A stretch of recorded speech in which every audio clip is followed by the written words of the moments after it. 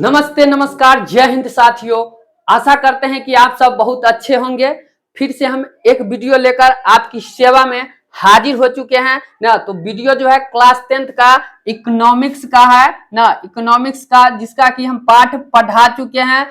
फिर उसके ऑब्जेक्टिव प्रश्न भी हम टोटल के टोटल जितने भी ऑब्जेक्टिव थे उस पाठ से बनने वाले ना, उसको भी हम क्या कर चुके हैं कि आपको पढ़ा चुके हैं। वीडियो उसका अपलोड है। और ये जो अर्थशास्त्र है ना, इस बुक का देखिए, इस बुक का एक एक प्रश्न इसमें से जितना जो बनने वाला था वो एक एक प्रश्न आपके लिए छांट के हम बना चुके हैं। उसका भी वीडियो, तो आप लोग अगर उस वीडियो को नहीं देखे हैं तो जाके डिस्क्रिप्शन में लिंक दिया हुआ है, वहां पर जाके जरूर देखिए उस वीडियो को।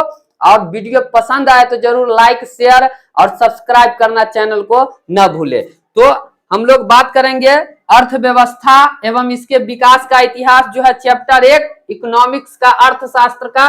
ठीक है, उसका लेक्चर नंबर 7 होगा। इससे पहले 6 लेक्चर में हम पाठ पढ़ाए हुए हैं। फिर उसके बाद जो ऑब्जेक्टिव प्रश्न थे उन्हें कराए हुए हैं। तो आज हम लोग बात करेंगे केवल और केवल सब्जेक्टिव प्रश्न, और उस पाठ के अंतर्गत जो भी किताब में ऑब्जेक्टिव है उसका। तो पहला प्रश्न है, पहला प्रश्न क्या है आपका कि निम्न को प्राथमिक क्षेत्र कहा जाता है ना। किसको प्राथमिक क्षेत्र कहा जाता है?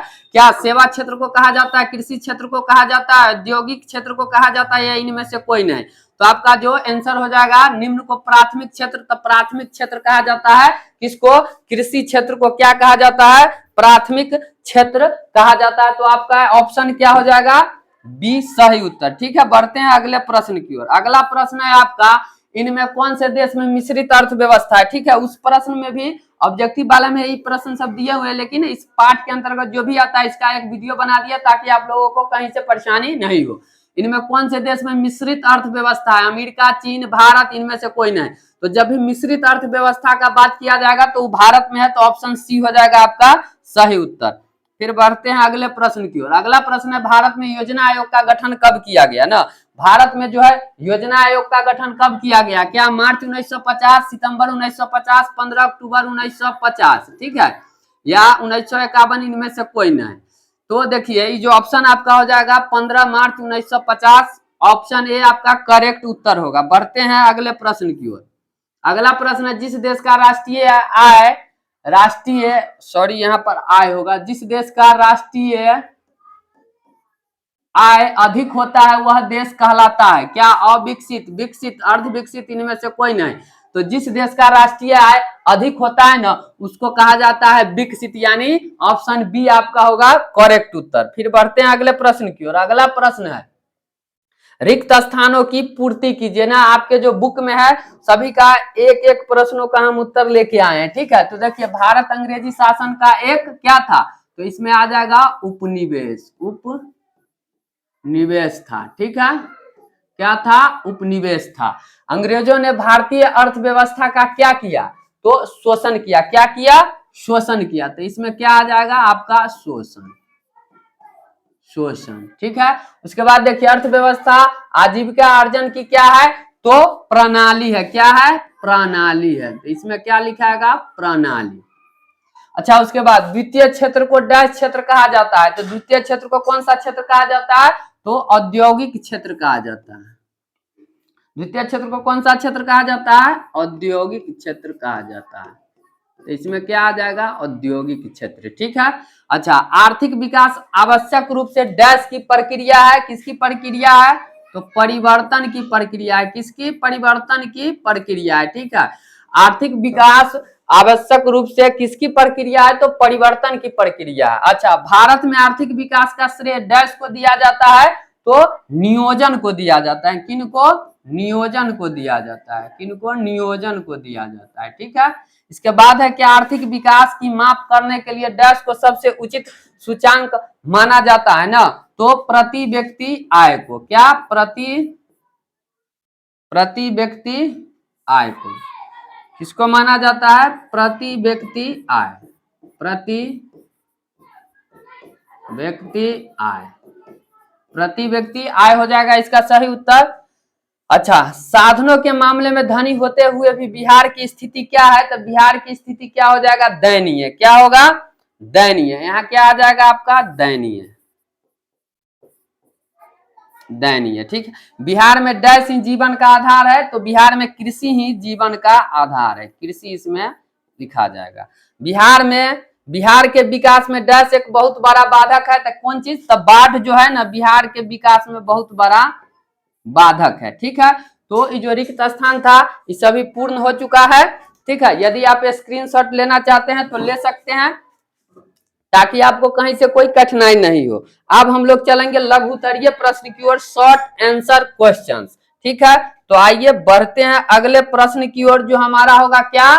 लघु उत्तरीय प्रश्न ना, लघु उत्तरीय प्रश्न, शॉर्ट आंसर क्वेश्चन। देखिए पहला प्रश्न है, अर्थव्यवस्था किसे कहते हैं? तो जो अब हम पाठ आपको पढ़ाए थे उसमें भी बहुत अच्छे ढंग से आपको समझाए थे। यदि समझ में आ गया होगा तो अच्छी बात है, ना तो अभी फिर से समझ लीजिए। यदि वीडियो पसंद आ रहा हो प्लीज चैनल को सब्सक्राइब कीजिए, वीडियो को लाइक कीजिए, तनी मनी शेयर कर दीजिए। ठीक है, तो आइए देखिए, अर्थव्यवस्था एक ऐसा तंत्र या ढांचा है ना, मतलब अर्थव्यवस्था जो है एक ऐसा तंत्र या ढांचा, मतलब कि बनावट है, जिसके अंतर्गत विभिन्न प्रकार की आर्थिक क्रियाएं संपादित की जाती है ना।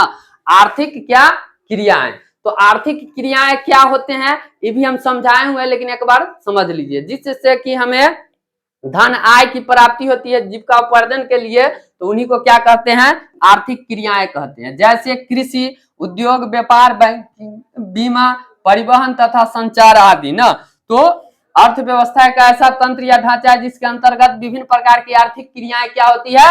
संपादित की जाती है। ठीक है, अगला प्रश्न है आपका दूसरा नंबर प्रश्न क्या है? मिश्रित अर्थव्यवस्था क्या है ना। तो मिश्रित अर्थव्यवस्था क्या है? अब भारत में कौन सा अर्थव्यवस्था पाया जाता है? तो मिश्रित ही पाया जाता है। देखिए मिश्रित अर्थव्यवस्था पूंजीवादी तथा समाजवादी अर्थव्यवस्था का मिश्रण है ना। मिश्रित अर्थव्यवस्था जो है वो पूंजीवादी तथा सामाजिक दोनों, मतलब जो अर्थव्यवस्था है उसका क्या है? तो मिश्रण है। मिश्रित अर्थव्यवस्था वह अर्थव्यवस्था है जहां उत्पादन के साधनों का स्वामित्व सरकार तथा निजी व्यक्तियों के पास होता है। सरकार के भी पास हो सकता है और किसी खास निजी व्यक्तियों के पास भी होता है। भारत में मिश्रित अर्थव्यवस्था है ना। भारत में कौन सा अर्थव्यवस्था है? तो मिश्रित अर्थव्यवस्था है। चलिए चलते हैं फटाफट अगले प्रश्न की ओर। अब देखिए सतत विकास क्या है ना। सतत विकास क्या है? सतत विकास का शाब्दिक अर्थ है ऐसा विकास जो जारी रह सके ना, टिकाऊ बना रह सके। मतलब कि सतत विकास का शाब्दिक अर्थ क्या है? ऐसा विकास जो जारी रह सके, जो टिकाऊ बना रहे ना।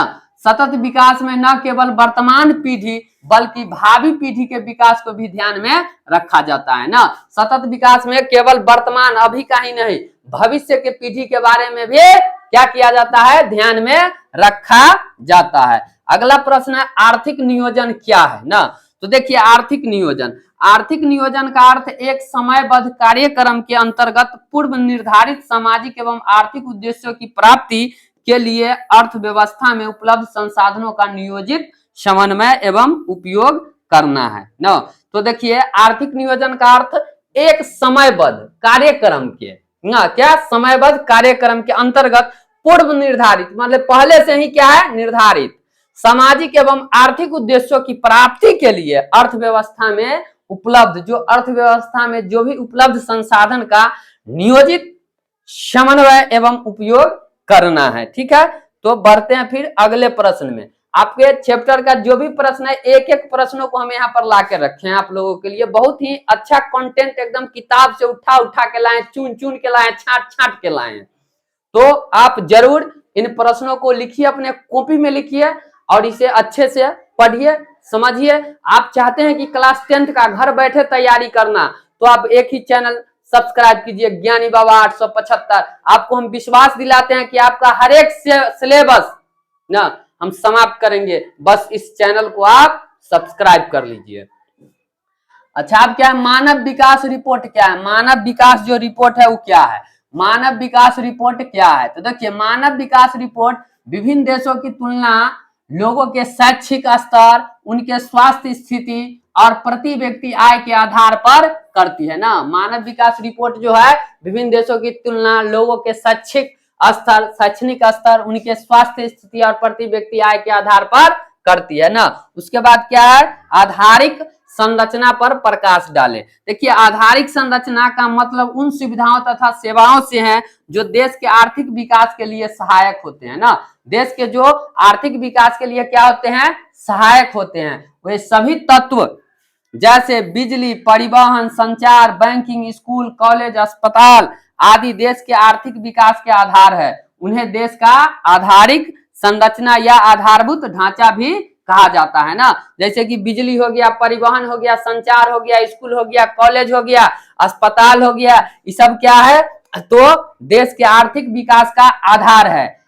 उन्हें ही देश का क्या कहा जाता है, आधारिक संरचना या आधारभूत ढांचा भी कहा जाता है। यदि आप स्क्रीनशॉट भी लेना चाहते हैं तो आसानी से ले सकते हैं स्क्रीनशॉट, तब तक के लिए हम थोड़ा हट जाते हैं, ठीक है। अच्छा, आइए देखते हैं अगला प्रश्न। अगला प्रश्न है क्या, अर्थव्यवस्था की संरचना से क्या समझते हैं, इन्हें कितने भागों में बांटा गया है ना। अर्थव्यवस्था तो संरचना से क्या समझते हैं, ये हमारा दीर्घ उत्तरीय प्रश्न है ना। इन्हें कितने भागों में बांटा गया है, तो देखिए, अर्थव्यवस्था की संरचना का मतलब विभिन्न उत्पादन क्षेत्रों में इसके विभाजन से है, क्योंकि अर्थव्यवस्था में विभिन्न प्रकार की आर्थिक क्रियाएं अथवा गतिविधियां संपादित की जाती है, जैसे कृषि, उद्योग, व्यापार, बैंकिंग, बीमा, परिवहन, संचार आदि। इन क्रियाओं को मोटे तौर पर 3 भागों में बांटा जाता है ना। ये जो अर्थव्यवस्था की संरचना है उन्हें मोटे तौर पर कितने, तो 3 भागों में बांटा जाता है। पहला है प्राथमिक क्षेत्र, दूसरा है द्वितीयक क्षेत्र और तीसरा है तृतीयक क्षेत्र, जिसे सेवा क्षेत्र भी कहा जाता है। तो आइए पहले देखते हैं प्राथमिक क्षेत्र। प्राथमिक क्षेत्र देखते हैं, ठीक है। तो प्राथमिक क्षेत्र को कृषि क्षेत्र भी कहा जाता है, ये हम कई बार अभी पढ़ा चुके हैं इससे पहले भी। इसके अंतर्गत कृषि, पशुपालन, मछली पालन, जंगलों से वस्तुओं को प्राप्त करना जैसे व्यवसाय आते हैं ना। अब दूसरा जो है द्वितीयक क्षेत्र। द्वितीयक क्षेत्र को औद्योगिक क्षेत्र भी कहा जाता है। देखिए, प्राथमिक क्षेत्र को कृषि क्षेत्र भी कहा जाता है, द्वितीयक क्षेत्र को औद्योगिक क्षेत्र भी कहा जाता है और तृतीयक क्षेत्र को सेवा क्षेत्र भी कहते हैं। तो थोड़ा ध्यान रखिएगा, यहाँ से आपके पास ऑब्जेक्टिव प्रश्न भी पूछा जाता है, कई साल आपके एग्जाम में पूछा भी गया है। इसके अंतर्गत खनिज व्यवसाय, निर्माण कार्य, जनउपयोगी सेवाएं जैसे गैस और बिजली आदि के उत्पादन आते हैं ना द्वितीयक क्षेत्र के अंतर्गत। और तृतीयक क्षेत्र में क्या है, तो तृतीय क्षेत्र को सेवा क्षेत्र भी कहा जाता है ना। इसके अंतर्गत बैंक एवं बीमा, परिवहन, संचार एवं व्यापार आदि क्रियाएं सम्मिलित होती है। ये क्रियाएं प्राथमिक एवं द्वितीयक क्षेत्र की क्रियाओं को सहायता प्रदान करती हैं। कौन, तृतीयक क्षेत्र, इसलिए इसे सेवा क्षेत्र भी कहा जाता है। तो हम आशा करते हैं कि आपको बहुत ही अच्छे से सारे प्रश्न समझ में आ रहे होंगे। यदि प्रश्न समझ में आ रहे हैं तो निश्चित रूप से वीडियो को लाइक कीजिए, चैनल को प्लीज सब्सक्राइब करना ना भूलें। बढ़ते हैं अगले प्रश्न की ओर। यदि आप स्क्रीनशॉट लेना चाहते हैं तो ले सकते हैं। चलिए बढ़ते हैं फिर अगले प्रश्न की ओर। अगला प्रश्न है हमारा, आर्थिक विकास क्या है ना। ये भी पढ़ाए थे, और आर्थिक विकास तथा आर्थिक वृद्धि में अंतर बतावे। तो देखिए, वैसे तो कहा गया कि बहुत जो पहले कहा जाता था कि आर्थिक विकास और आर्थिक वृद्धि में कोई अंतर नहीं है, लेकिन इधर आके अर्थशास्त्रियों में मतभेद हुआ, तब आर्थिक विकास और आर्थिक वृद्धि का क्या, देखिए क्या होता है कि आर्थिक विकास किस विकासशील के लिए यूज किया जाता है और वृद्धि जो है विकसित देशों के लिए ना। आर्थिक विकास एक ऐसी प्रक्रिया है जिसके द्वारा दीर्घ काल में, मतलब बहुत लंबे समय में, किसी अर्थव्यवस्था की वास्तविक राष्ट्रीय आय में वृद्धि होती है। सामान्यतः आर्थिक विकास तथा आर्थिक वृद्धि में कोई अंतर नहीं माना जाता है ना, परंतु श्रीमती उर्सुला हिक्स के अनुसार वृद्धि शब्द का प्रयोग आर्थिक दृष्टि से विकसित देशों के संबंध में किया जाता है, जबकि विकास शब्द का प्रयोग विकासशील अर्थव्यवस्थाओं के संदर्भ में किया जाता है। ठीक है, तो बढ़ते हैं फिर अगले प्रश्न की ओर। अगला प्रश्न जो है वो क्या है, अगला प्रश्न है आपके सामने, आपके स्क्रीन बोर्ड पे, कि आर्थिक विकास की माप कुछ सूचकांकों के द्वारा करें। आर्थिक विकास की जो माप है वो कुछ सूचकांकों के द्वारा करना है ना। तो देखिए, आर्थिक विकास की माप एवं सूचकांक निम्नलिखित है। पहला है राष्ट्रीय आय, जिसको ए दिए, बी में प्रत्येक प्रति व्यक्ति आय, सी है मानव विकास सूचकांक और डी में है उपभोक्ता व्यय। पहले देखिए राष्ट्रीय आय। राष्ट्रीय आय क्या है? तो राष्ट्रीय आय को आर्थिक विकास का एक प्रमुख सूचक माना जाता है ना। राष्ट्रीय आय जो है उसको आर्थिक विकास का क्या एक प्रमुख सूचक माना जाता है। किसी देश में एक वर्ष की अवधि में उत्पादित सभी वस्तु एवं सेवाओं के मौद्रिक मूल्य के योग को राष्ट्रीय आय कहा जाता है ना। यहाँ पर थोड़ा फिर से इसको समझिए, क्या कहा जाता है? किसी देश में एक वर्ष की अवधि में, किसी भी देश में एक वर्ष की अवधि में उत्पादित सभी वस्तुओं एवं सेवाओं के मौद्रिक मूल्य, मौद्रिक माने रुपया पैसा वाला, मूल्यों के योगों को राष्ट्रीय आय, यहाँ पर योगो होगा, योगों को राष्ट्रीय आय कहा जाता है ना। सामान्य तौर पर जिस देश का राष्ट्रीय आय अधिक होता है वह देश विकसित कहलाता है ना। जिस देश का राष्ट्रीय आय अधिक होता है वह देश विकसित देश कहलाता है, और जिसका राष्ट्रीय आय जो कम होता है उसको हम लोग कहते हैं विकासशील ना। जिस देश का राष्ट्रीय आय कम होता है वह देश अविकसित कहलाता है। अच्छा, दूसरे में है बी में प्रति व्यक्ति आय ना। आर्थिक विकास की माप करने के लिए प्रति व्यक्ति आय को सबसे उचित सूचकांक माना जाता है। प्रति व्यक्ति आय देश में रहते हुए व्यक्तियों की औसत आय होती है ना। जो भी देश में रह रहे हैं उस व्यक्तियों का क्या है? औसत आय होती है। राष्ट्रीय आय को देश की कुल जनसंख्या से भाग देने पर जो भागफल आता है वह प्रति व्यक्ति आय कहलाता है ना। राष्ट्रीय आय को देश की कुल जनसंख्या, मतलब हमारे राष्ट्र की, मतलब देश की जो भी आय है उसको देश की कुल जनसंख्या से भाग देने पर हमारा राष्ट्रीय आय निकलता है ना। जब प्रति व्यक्ति आय कहलाता है वही प्रति व्यक्ति आय। मतलब कि प्रति व्यक्ति अगर आय का फॉर्मूला पूछा जाए तो क्या हो जाएगा? प्रति व्यक्ति आय, प्रति व्यक्ति आय। तो देश का कुल राष्ट्रीय आय ना, देश का कुल आय बटे देश का कुल जनसंख्या, इसमें बट्टा में क्या हो जाएगा? तो कुल जनसंख्या, ठीक है, कुल जनसंख्या।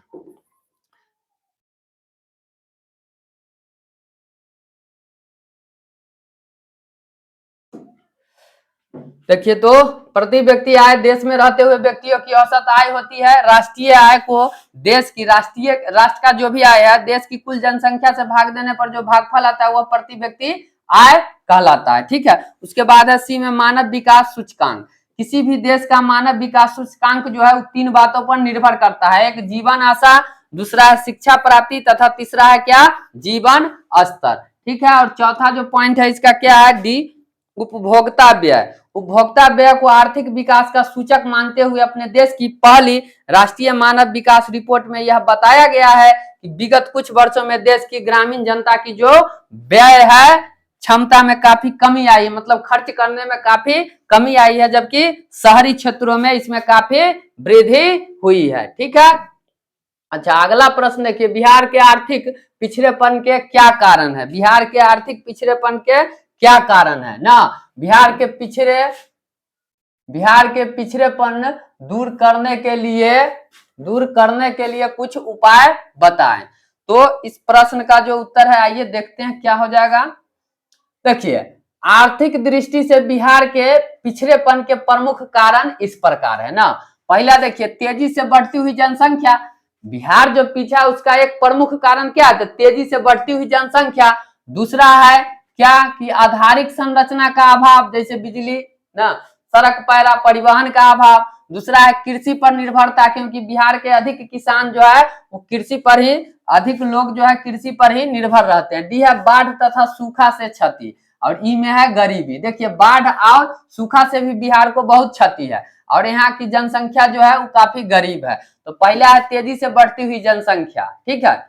बिहार में जनसंख्या काफी तेजी से बढ़ रही है, इसके चलते विकास के लिए साधन कम हो जाते हैं। अधिकांश साधन जनसंख्या के भरण पोषण में चला जाता है ना। दूसरा है आधारिक संरचना का अभाव। किसी भी देश या राज्य के विकास के लिए आधारिक संरचना का होना जरूरी होता है, लेकिन बिहार इस मामले में पीछे है। राज्य में सड़क, बिजली एवं सिंचाई का अभाव है ना। और तीसरा पॉइंट सी में है कृषि पर निर्भरता। बिहार की अर्थव्यवस्था पूरी तरह कृषि पर आधारित है ना, यहाँ के अधिकांश जनता कृषि पर ही निर्भर है। लेकिन हमारे कृषि की भी हालत ठीक नहीं है, हमारे कृषि काफी पिछड़ी हुई है, इसके चलते उपज कम होती है। यही है बिहार का मुख्य जो कारण है पिछड़ने का ना। अच्छा, बाढ़ तथा सूखा से क्षति, तो देखिए उत्तर बिहार में काफी जो नेपाल से हिमालय से पानी आती है उससे भी बाढ़ बहुत अधिक होता है ना। बिहार में खासकर उत्तरी बिहार में नेपाल से आए जल से बाढ़ आती है। हर साल कम या अधिक बाढ़ का आना बिहार में तय है, जबकि दक्षिणी बिहार में सूखा की स्थिति को झेलना पड़ता है। अब ई में क्या है, गरीबी। बिहार एक ऐसा राज्य है जहां गरीबी का भार काफी अधिक है ना। बिहार एक ऐसा राज्य है जहां क्या है, गरीबी की भार जो है काफी अधिक है। राज्यों में प्रति व्यक्ति आय राष्ट्रीय औसत के आधे से भी कम है। क्या है, कम है। इसके चलते भी बिहार पिछड़ा है। कहने का मतलब हुआ राज्य में जो प्रति व्यक्ति आय है ना, वो देश के जो प्रति व्यक्ति आय है उसके भी आधे हैं, उसके भी क्या है, आधे हैं। यदि आप इसका स्क्रीनशॉट लेना चाहते हैं तो ले सकते हैं अच्छे से, आपको कहीं से कोई कठिनाई हम नहीं पहुंचने देंगे। आप यकीन कीजिए, भरोसा रखिए, विश्वास पे रहिए। ठीक है, तो बढ़ते हैं अगले प्रश्न की ओर। अगला प्रश्न नहीं, उसी का दूसरा जो प्रश्न था कि बिहार के पिछड़ेपन दूर करने के लिए कुछ उपाय बताइए, तो उनका जो उपाय है, देखिए बिहार के पिछड़ेपन दूर करने के लिए प्रमुख उपाय निम्नलिखित है। पहला क्या है कि जनसंख्या को कंट्रोल करेंगे तब बिहार का स्थिति जो है वो अच्छा होगा। दूसरा उपाय है कृषि का तेजी से विकास करना होगा, क्योंकि बिहार के अधिक जनसंख्या जो है कृषि पर निर्भर है, इसलिए बिहार में हम लोगों को कृषि का विकास करना होगा तेजी से। तीसरा है कि बाढ़ पर नियंत्रण करना होगा ना, बाढ़ पर अंकुश लगाना होगा, नियंत्रण करना होगा, फिर विकास होगा बिहार का। चौथा है आधारिक संरचना का विकास ना, जब तक बिहार में अच्छे से अगर पानी न उपलब्ध हो पाए सिंचाई के लिए खेतों में, तो किसान कैसे सुखी रह सकते हैं ना। और उसके बाद क्या है कि बिजली चाहिए, सड़क परिवहन चाहिए ना। तो देखिए पहला कारण जो है जनसंख्या पर नियंत्रण, राज्य में तेजी से बढ़ती हुई जनसंख्या पर रोक लगाया जाए ना।